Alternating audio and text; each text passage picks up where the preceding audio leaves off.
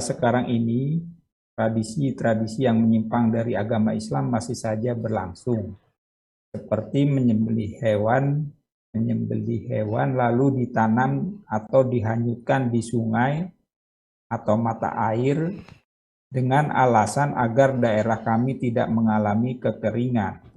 Dan kadang dilaksanakan oleh orang-orang punya kekuasaan. Yang ingin saya tanyakan Ustadz, apakah kami sebagai bawahan ikut berdosa apabila ikut menghadiri acara-acara tersebut karena diperintah oleh pimpinan? Jazakallah khair. Masya Allah, barakallahu fiik. Iya, ahibati fillah.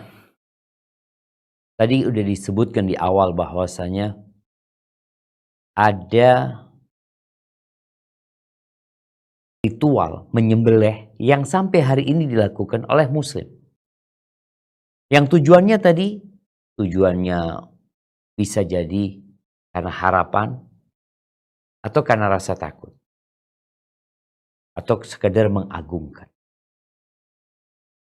Masa Umar bin Khattab radhiyallahu taala anhu disebutkan ada tradisi di Mesir di mana mereka biasanya ketika masuk bulan Ba'unah, entah bulan apa ini, mereka mengatakan kepada Amr bin As yang menjadi gubernur pada waktu itu, kita punya tradisi. Apa tradisinya? Ketika tanggal 12 dari bulan ini, kita biasanya akan cari seorang gadis. Kemudian kita akan datang kepada orang tuanya agar orang tuanya mengikhlaskan anaknya itu untuk jadikan tumbal, jadikan kurban. Ini untuk maslahat Mesir ya. Kemudian kita kasih anak perempuan ini perhiasan apa sehingga dia kelihatan cantik. Setelah itu kami lemparkan ke Nil, sungai Nil. Setelah itu air sungai itu jadi naik lagi.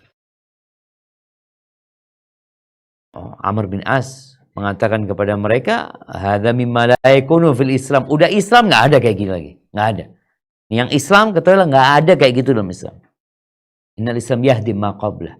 Semua tradisi-tradisi yang bertentangan dengan Islam ditolak. Kalau tradisinya baik, ahlan wa sahlan. Akhirnya disebutkan dalam riwayat ini, Amr bin As kirim surat kepada Umar bin Khattab radhiyallahu taala anhu. Kemudian Umar membalas dan mengirimkan surat ke Nil. Nanti kalau engkau dapat surat ke Nil, lemparkan ini ke Nil. Dilemparkan ke Nil.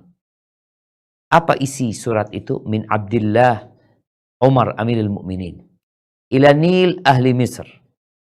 Dari Umar bin Khattab Amirul Mukminin kepada sungai Nilnya Mesir. Amma ba'd fa in kunta innama tajri min qibalik wa min amrik fala tajri. Kalau engkau mengalir karena keinginanmu, karena urusanmu engkau mengalir, fala tajri, enggak usah lari, enggak usah ngalir lagi engkau sudah. Fala hajatana fik. Kita enggak punya perlu sama engkau. Tapi kalau engkau mengalir karena perintah Allah Al-Wahid Al-Qahar, wa huwa alladhi yujrik, wa nas'alullah an yujrik. Dan dia yang mengalirkanmu, maka kita memohon kepada Allah agar Allah mengalirkanmu. Akhirnya mengalir. Walaupun riwayat ini diperselisihkan oleh sebagian ulama tentang kesahihan, tapi intinya bahwasanya tradisi dan budaya dilestarikan, silahkan, selama tidak bertentangan dengan agama, dengan wahyu. Loh kok seperti itu? Karena tradisi ini hasil karya manusia, hasil pemikiran manusia, yang boleh jadi bertentangan dengan Al-Quran dan Sunnah. Tolak ukurnya, ya wahyu yang Allah turunkan. Bagaimana sikap anak buah?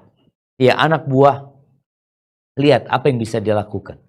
Apabila dia mampu menghilangkan kemungkaran, dia hilangkan kemungkaran. Nggak mampu, dia kurangin kemungkaran tersebut. Ini jadi peran anak buah. Jangan cuma hadir, ya hanya menyaksikan. Usaha engkau hadir, ya memperbaiki kondisi yang ada. Memberikan penjelasan kepada mereka.